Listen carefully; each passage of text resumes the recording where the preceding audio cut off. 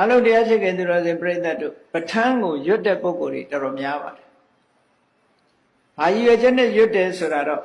ရွတ်တဲ့ပုဂ္ဂိုလ်တိုင်းမှာပဲသိပဲ။သို့တော့မှန်ကန်တဲ့ရည်ရွယ်ချက်နဲ့ရွတ်ဖို့တော့လိုအပ်တယ်ပေါ့နော်။ရွတ်တယ်ဆိုတဲ့နေရာမှာတချို့ကအန္တရာယ်ကင်းလို့ဆိုပြီးတော့ရွတ်တာရှိတယ်။စီးပွားတက်လို့ဆိုတာရွတ်တာရှိတယ်။အန္တရာယ်ကင်းကျင်လို့ဆိုတာလည်းလူဆန္ဒပဲ။စီးပွားတက်ချင်တယ်ဆိုတာလည်းလူဆန္ဒပဲ။လူရဲ့ဆန္ဒတွေအမျိုးမျိုးပေါ့ပဋ္ဌာန်းကျမ်းကြီးကိုပူဇော်ခြင်းလို့ရွတ်တယ်ဆိုတဲ့ပုဂ္ဂိုလ်လည်းရှိကောင်းရှိနိုင်တယ်ပေါ့အထူးသဖြင့်မြန်မာပြည်မှာအထက်ကရာဆရာကြီးတွေကပြောခဲ့တယ်အဲ့ဒီစကားဟာမြန်မာလူမျိုးတွေသိနေကြတယ်ဒီနေ့တစ်ချိန်ကျတော့မြတ်စွာဘုရားဟောကြားတော်မူခဲ့တဲ့တရားတော်ကြီးတွေကွယ်ပြောက်သွားလိမ့်မယ်ကွယ်ပြောက်တဲ့အခါမှာအဘိဓမ္မာတရားကစပြီးကွယ်လိမ့်မယ်အဲ့ဒီအဘိဓမ္မာ9ကျမ်းမှာလည်းပဋ္ဌာန်းကျမ်းကြီးကစကွယ်မယ်ဆိုတော့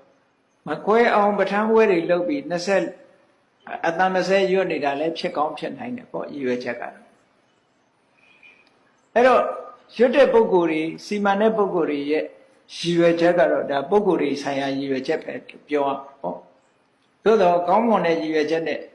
ရွတ်ကြမယ်ပူဇော်ကြမယ်ဆိုရင်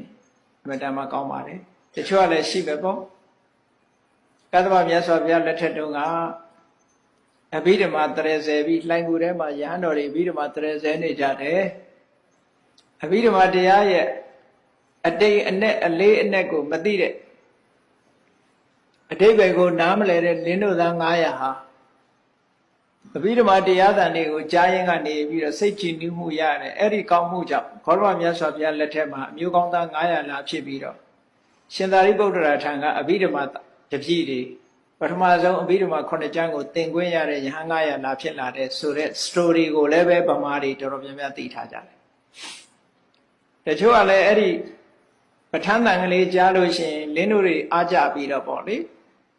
လင်းတို့သားလို့ဒီလိုများဖြစ်မလားလို့အဲ့တော့အဲ့လောက်လေးတွေမလုပ်ပါနဲ့နော်လင်းတို့ဆိုတာတိရစ္ဆာန်ပဲကိုကတိရစ္ဆာန်အဆက်မှာမဟုတ်ပဲအဲ့တော့ရွတ်ထာမျိုးမဟုတ်ပဲနဲ့အဓိပ္ပာယ်နားလည်လိုက်မယ်ဆိုရင်ပိုကောင်းတာပေါ့အဓိပ္ပာယ်နားလည်မယ်ဆိုရင်ပိုမကောင်းဘူးလားကောင်းတယ်ဒါကြောင့်မို့လို့အဓိပ္ပာယ်နားလည်အောင်ကြိုးစားလို့မှကြည့်မယ်ဆိုလို့ရှိရင်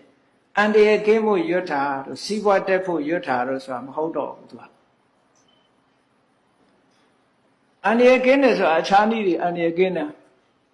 ဒါပြင်ပဋ္ဌာန်းကျမ်းရွတ်လို့အန္တရာယ်ကင်းတာမရှိဘူးလို့ပြောတာမဟုတ်ဘူးပဋ္ဌာန်းကျမ်းကြီးကိုရွတ်လိုက်လို့ရှိရင်ပဋ္ဌာန်းဒေသနာတော်ကြီးကိုဘုရားလက်ထက်ကနာခဲ့ရတဲ့တက်တန်းရှိတဲ့နတ်တွေရှိတယ်